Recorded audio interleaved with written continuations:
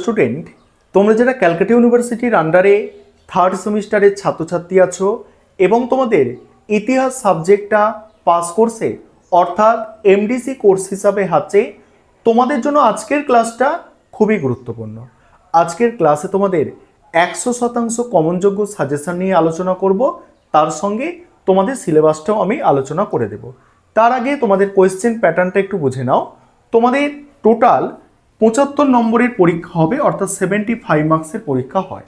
সেক্ষেত্রে তোমাদের 3 ধরনের প্রশ্ন পরীক্ষায় থাকে: 5 নম্বরের প্রশ্ন, 10 নম্বরের প্রশ্ন এবং 20 নম্বরের প্রশ্ন।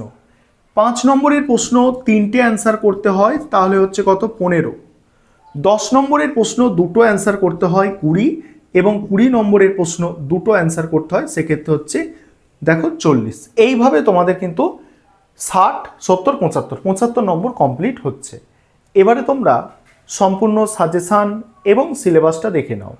তার আগে একটা বিষয় তোমাদের বলার আছে, তোমাদের এই এমডিসি কোর্সের CC3 সাবজেক্টের ওপরে অনলাইন কোচিং ক্লাস হচ্ছে।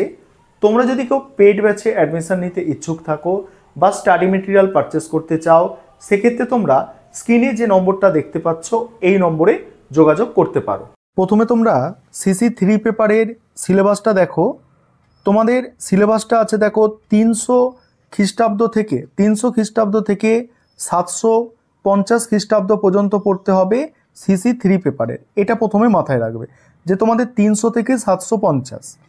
এবার যে টপিকগুলো আছে দেখো, টপিকগুলো 1 নম্বর টপিক দেখতে পাচ্ছ। 1 নম্বর টপিক আছে কৃষি অর্থনীতির সম্প্রসারণ, তারপরে উৎপাদন সম্পর্ক, তারপরে নগর বৃদ্ধি আছে, উত্তর ভারত, মধ্য ভারত, দাক্ষিণাত্যের কারুশিল্প উৎপাদন, বাণিজ্য পথ, মুদ্রা। তারপরে দেখো পরের যে টপিক আছে দেখো সামাজিক স্তরবিন্যাস, সেখানে শ্রেণী, বর্ণ, জাতি, অস্পৃশ্যতা, লিঙ্গ এগুলো আছে। তারপর রাজনৈতিক গঠন পরিবর্তন আছে, সেখানে দেখো মৌর্য সাম্রাজ্য তোমাদের পড়তে হবে, কুষাণ ও সাতবাহনদের সম্পর্কে তোমাদের জানতে হবে। তারপর কৃষির সম্প্রসারণ, সেখানে জমি অনুদান, উৎপাদন সম্পর্কের পরিবর্তন এগুলো পড়তে হচ্ছে। তারপরে দেখো পরে আছে দেখো শহরের পতনের সমস্যা, বাণিজ্য ধরন, মুদ্রা এগুলো পড়তে হচ্ছে, বর্ণ, জাতি এগুলো পড়তে হচ্ছে। তারপরে গুপ্ত সাম্রাজ্য পড়তে হচ্ছে, ধর্ম, দর্শন, সমাজ পড়তে হচ্ছে।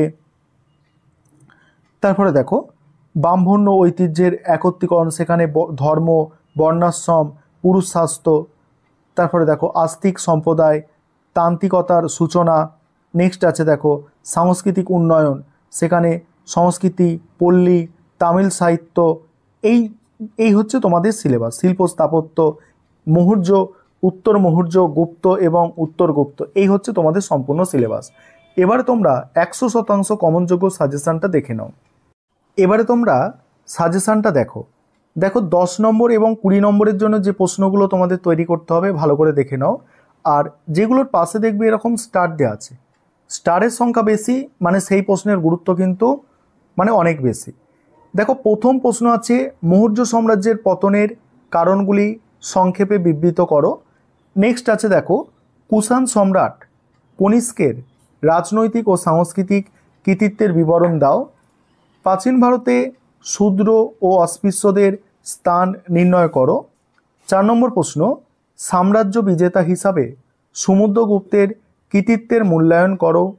5 নম্বর প্রশ্ন অজান্তা গুহাচিত্রের ওপর একটি সংক্ষিপ্ত টিকা। 6 নম্বর প্রশ্ন গুপ্ত যুগকে ভিত্তিভূমি বলে কেন চিহ্নিত করা হয়। 7 হচ্ছে অশোকের ধর্ম সম্পর্কে আলোচনা করো। তারপরে দেখো পরের প্রশ্ন আছে, এখানে একটু নাম্বারিং মিস্টেক আছে।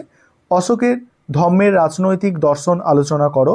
নেক্সট আছে খ্রিস্টপূর্ব প্রথম 3 শতকে রোম ভারত বাণিজ্য বিস্তারের একটি সংক্ষিপ্ত বিবরণ দাও। পরের প্রশ্ন দ্বিতীয় চন্দ্রগুপ্তের কার্যাবলী মূল্যায়ন করো। আবারও বলছি, যেগুলোতে স্টারের সংখ্যা বেশি সেই প্রশ্নগুলো তোমাদের জন্য অধিক গুরুত্বপূর্ণ।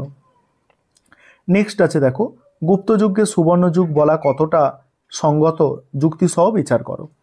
নেক্সট ধর্মশাস্ত্র অনুযায়ী প্রাচীন ভারতে নারীর সম্পত্তির অধিকার ও বিবাহ ব্যবস্থার একটি চিত্র দাও।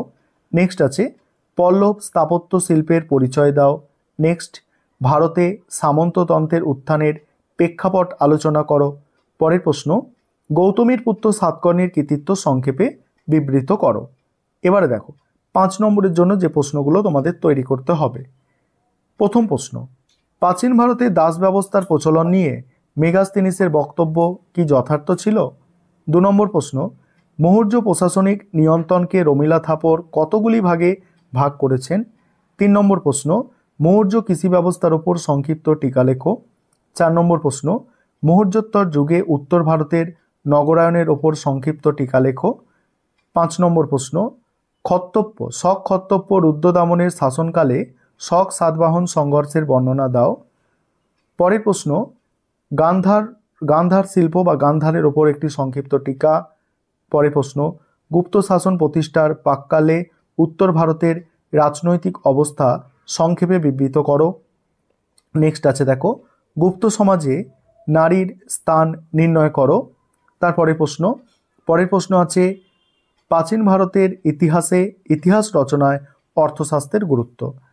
প্রাচীন ভারতে বর্ণ ও জাতি কি দুটি পৃথক ব্যবস্থা ছিল? পরের প্রশ্ন, মথুরা শিল্প সম্পর্কে আছে, এটা কম গুরুত্বপূর্ণ। মৌর্য যুগের রাজস্ব ব্যবস্থার বৈশিষ্ট্য। গৌতমীর পুত্র সাতকর্ণীর কৃতিত্ব। নেক্সট, গুপ্ত সাম্রাজ্য কতদূর বিস্তৃত ছিল? সঙ্গম সাহিত্য বলতে কি বোঝো? অগ্রহার ব্যবস্থা সম্পর্কে টিকা। তারপরে মৌর্য হবে, মৌর্য স্থাপত্য শৈলীর ওপর একটি টিকা। প্রাচীন ভারতের মথুরা নগরীর গুরুত্ব আর অশোকের লেখ বিষয়ে সংক্ষিপ্ত টিকা। এই হচ্ছে তোমাদের টোটাল সাজেশন। এটা তোমরা করো। আর যেগুলো দেখবে তোমাদের স্টার সংখ্যা বেশি আছে, প্রথমেই আমি বলে দিয়েছি, যেগুলো স্টার দেওয়া বেশি আছে মানে ওগুলো তোমাদের জন্য মোস্ট ইম্পর্টেন্ট, ওগুলো করো, ওগুলো থেকেই তোমরা কমন পেয়ে যাবে।